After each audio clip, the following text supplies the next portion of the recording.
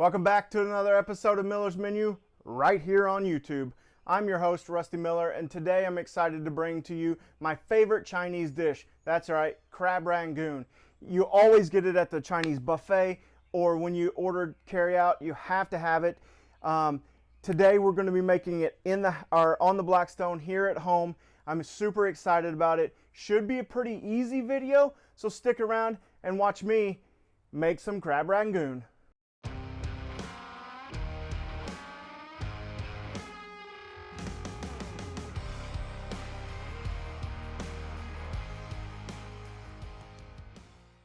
All right, here are the ingredients you're going to need to make your Crab Rangoon. I've got a half a pound of imitation crab. Since I live in the middle of the United States, it's hard to get fresh crab, but I have imitation crab. You can get fresh crab, probably works better. 2 blocks of cream cheese, and then you're going to need 1 chopped finely green onion, and then inside there we have some Worcestershire sauce, soy sauce, and a little bit of sesame oil. And then you have your wontons. And of course we're going to fry it in a pan with some oil. And that's all you're going to need. Let's get to making it. Alright, we're going to start making the Crab Rangoon, putting it all together. In here, like I said, you have the 2 blocks of cream cheese. What we're going to do is just mix in that crab. I used it in a food processor, so nice chopped up finely. And then you're going to take and put your green onion in, and your mixture of Worcestershire sauce and soy sauce and a little bit of sesame oil. And you're going to just mix that around. The ratio to crab to cream cheese is totally up to you. Whatever your preferences are. I like crab. I'm not the biggest fan of crab, so I'm going to use a little bit more cream cheese than I am crab. If you like a really heavy crab mix, absolutely use that. So it's completely up to you. Just try it a few times and see what you like. Most restaurants, if we're being honest, have a very heavy cream cheese to crab ratio. Obviously the cost factor, it is much cheaper to get cream cheese than it is to get crab. So this should taste more like a restaurant that you go to carry out, or a buffet or something like that mixture. But like I said, it's completely up to you. If you like a lot of crab, then make it really heavy crab portioned. So you're just going to mix that in real good. And then what you're going to do is kind of get it all together. And then you're going to grab some saran wrap, put it right over the top of it, and you're going to go take this in the house, put it in the fridge, and let it kind of meld together. You want all of that Worcestershire sauce and soy sauce to get in, and the crab to mix with the cream cheese. You don't want it just to throw it in and then make it. Yeah, you can. It probably will be good, but it would be better if you could put it in there, leave it in the fridge for an hour or 2, let it all meld together, and have a nice flavor throughout the ball or the crab itself. So we're going to put this in the fridge. I'll be back in an hour or 2. Hopefully the rain holds off and we can make this video for you. All right, we're back. The rain has held off. It's a couple hours later. We let this cool in the fridge for an hour, hour and a half. Let it all meld together. Now we're going to actually put these together, and then we'll start frying them up. Throw that away. You're going to take your wonton sheet. They do come in round. I got the square ones. That's what you'll want to pinch them together. You're just going to take some water with your finger. You can also take some egg wash, but no reason to do that. And just dampen the wonton. I like to go all over the wonton. You can do just the edges if you want, but I'm going to do the whole thing. I'm going to take a scooper. It's probably an ounce, ounce and a half of crab meat in it. Put it right there in the middle. And then you're going to take these opposite edges, come up. Made our little too big in that one. The very first one today. Take some of that out. You want your edges to be able to pinch together. Opposite corner to opposite corner. Come on this side, pinch it together, and then you'll seal your edges all the way down the side. That water or the egg wash is going to hold that together. You don't want any of the Crab Rangoon leaking out, but you do want it full in the middle, right? You don't want it just on the edges. And right there you have it. We're going to make a plate full of these. So enjoy the time lapse, and I'll be back in just a minute.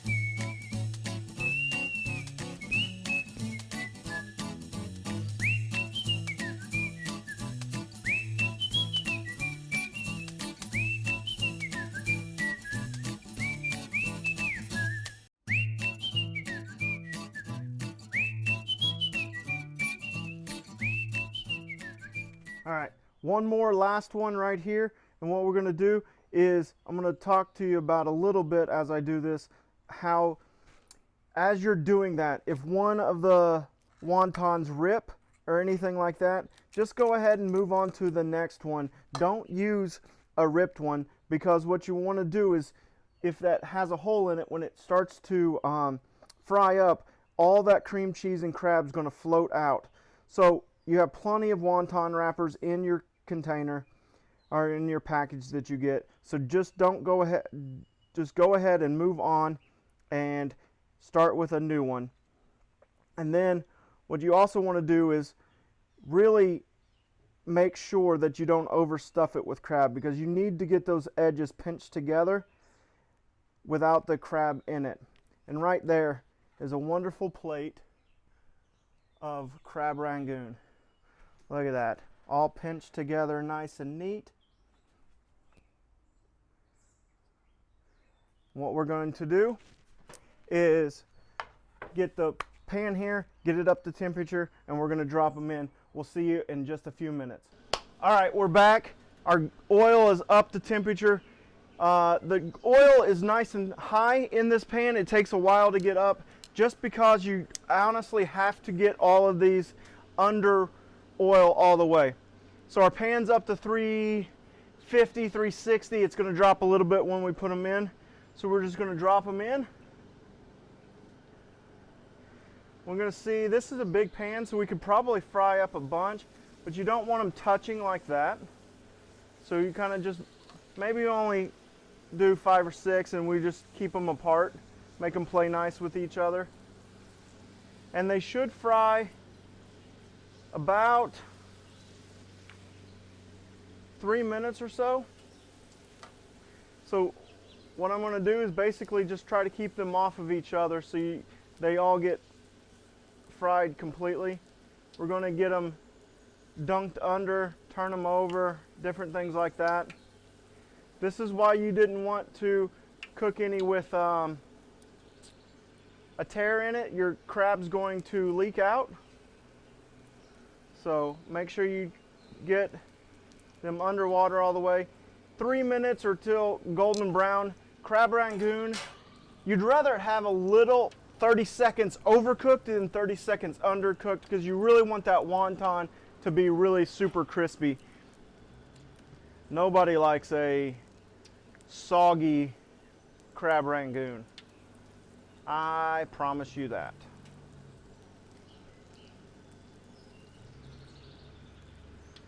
Gonna cook some for the family after we get done with this, and I'll probably put a bunch in there and just kind of stir them all around the whole time. But yeah, they're starting to golden brown. It only takes 2-3 minutes or so. This one, the hardest part is going to be the prep. Putting the crab together still doesn't take that long. Honestly, making them into the wontons and sealing the wontons, it's just a time-consuming process for 15, 20, 50 crab rangoons, however many you're going to make.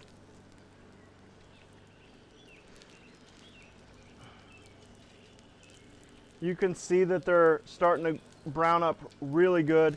I bet it's only been a minute and a half or 2 minutes, so you're going to give it another minute or so. Just kind of flipping them around, making sure you get it all under the oil.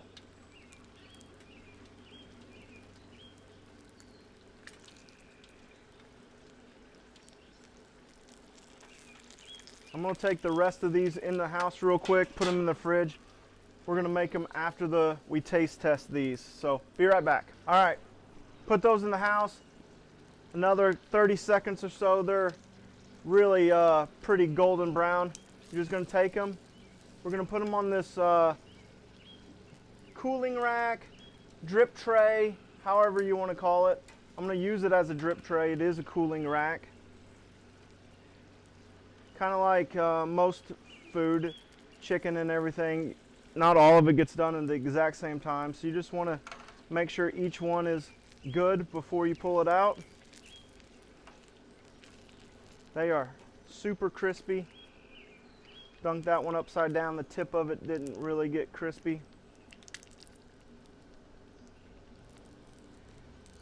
And then you're going to put them there. They look fantastic. So after they have dripped off, we're going to put them over here, take a couple pictures, and we'll be right back for a taste test. All right, we're back.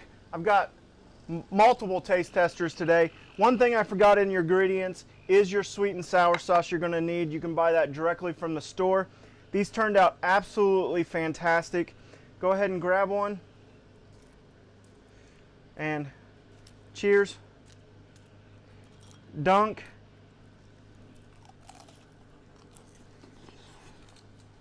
Mmm. So crunchy. So hot. Woo! It got up to temperature, that's for sure. Woo! So good. Oh my gosh. These crisp up way better than I expected them to. What did you think? They were very good. They're really delicious. All right. And we're back. I hadn't made these at home. Love them when we get them from the store or from the restaurant. Hadn't made them. They are fantastic. I will be making them again. So good. The crisp of them, unbelievable. I'm going to get out of here, cook the rest of them up for the family. And until next time, I appreciate you guys watching. This is Hannah, this is Ryan, and I'm Rusty, and this is Miller's Menu, and we're out. Oh my. I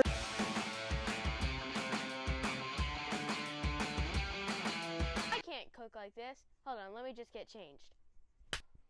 All right. What? Wait. All right.